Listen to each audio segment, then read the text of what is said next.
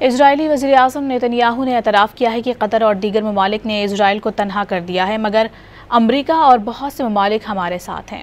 اسرائیلی اخبار کو انٹرویو میں نیتن یاہو نے کہا کہ مغربی یورپ سے اسرائیل کو چیلنج درپیش ہے اور اس ناکہ بندی کو بھی توڑ دیں۔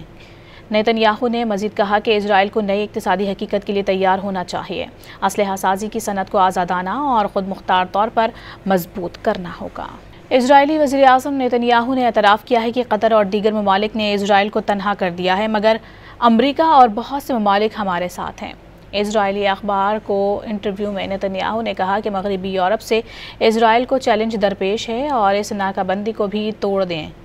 نیتن یاہو نے مزید کہا کہ اسرائیل کو نئی اقتصادی حقیقت کے لیے تیار ہونا چاہیے، اسلحہ سازی کی صنعت کو آزادانہ اور خود مختار طور پر مضبوط کرنا ہوگا۔ اسرائیلی وزیراعظم نیتن یاہو نے اعتراف کیا ہے کہ قطر اور دیگر ممالک نے اسرائیل کو تنہا کر دیا ہے، مگر امریکہ اور بہت سے ممالک ہمارے ساتھ ہیں۔ اسرائیلی اخبار کو انٹرویو میں نیتن یاہو نے کہا کہ مغربی یورپ سے اسرائیل کو چیلنج درپیش ہے اور اس ناکہ بندی کو بھی توڑ دیں۔ نیتن یاہو نے مزید کہا کہ اسرائیل کو نئی اقتصادی حقیقت کے لیے تیار ہونا چاہیے، اسلحہ سازی کی صنعت کو آزادانہ اور خود مختار طور پر مضبوط کرنا ہوگا۔